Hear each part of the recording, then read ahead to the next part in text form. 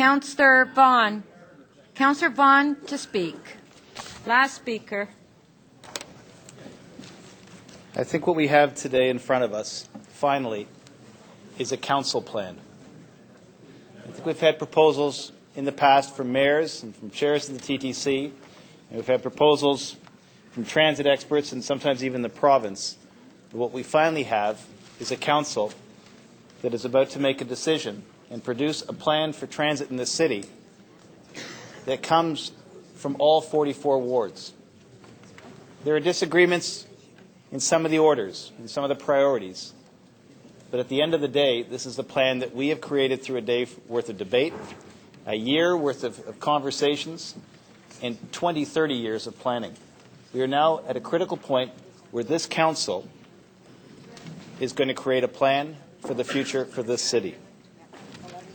And it's always a risky thing to do, to put about $8 billion on the floor of council and watch 44 councillors and a mayor try and figure out how to get it into their ward or get it to the ward next door or get it into the ward for the council's vote they need for the next issue coming down the line.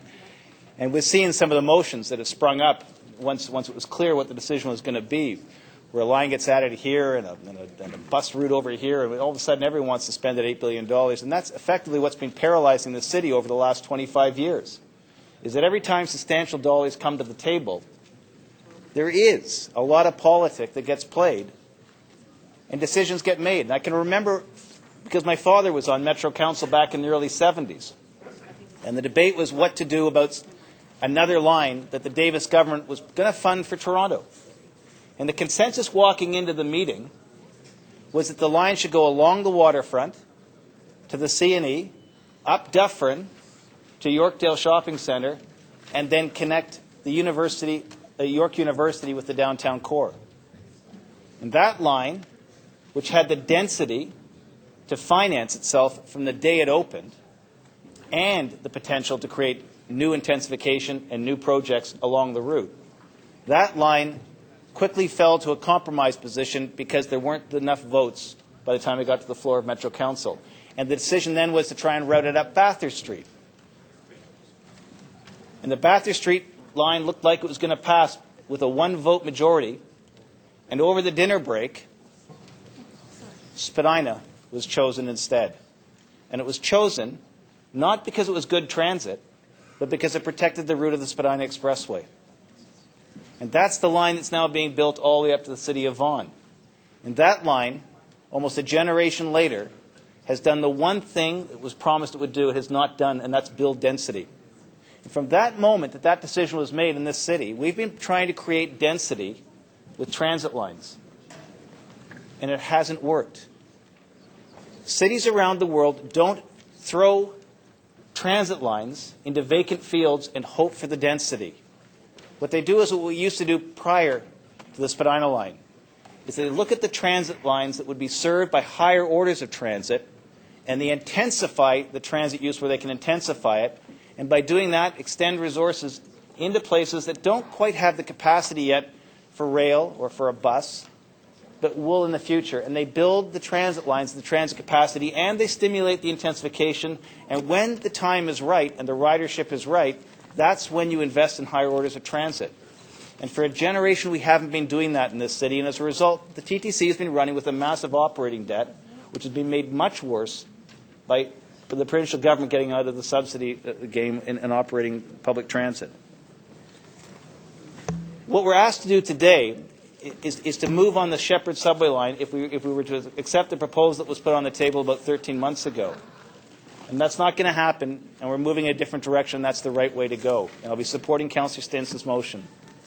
But if we had chosen that line, it would have brought us to an even more radically bizarre position where not only were we throwing a transit line into areas that didn't have the density to support it, we're going to hope that that density could be borrowed against for 50 years to finance it, even though it still had $1 billion shortfall.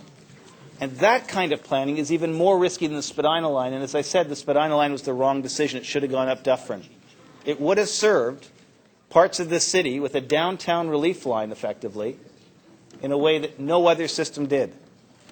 Instead, we have the Spadina line, which struggles to this day. And all of this transit planning we're doing right now is trying to feed that Spadina line to make it more profitable.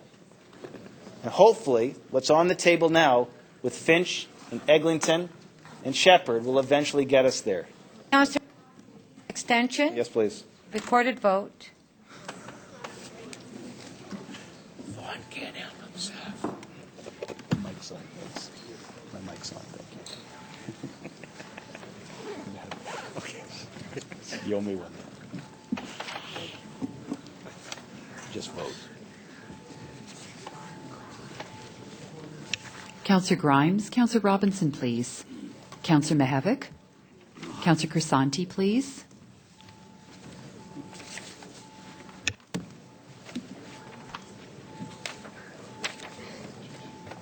Councillor Kelly, please.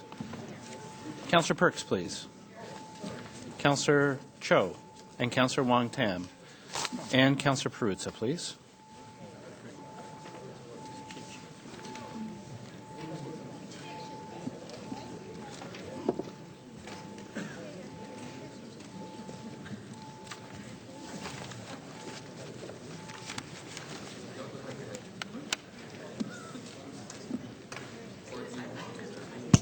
The motion to extend the speaker's time carries 33-1.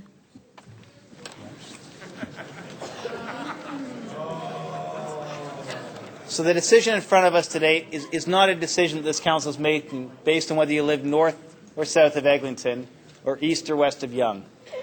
You've heard it in speech after speech. It's not about that. It's about how do we get transit to Downsview, to Thistletown, to Malvern.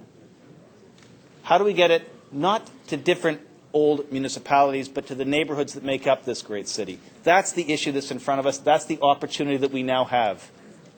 And that's the work that lies in front of us. And we have some great, exciting new tools for revenue that we can explore.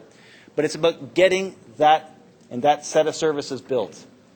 And when you take a look at some of the conversations around here, the conversation that sticks in my mind as we make this decision is a very simple one. There used to be a young man that worked in City Hall here who lived in Malvern, lived in one of the priority neighbourhoods in Malvern, and he went to York University.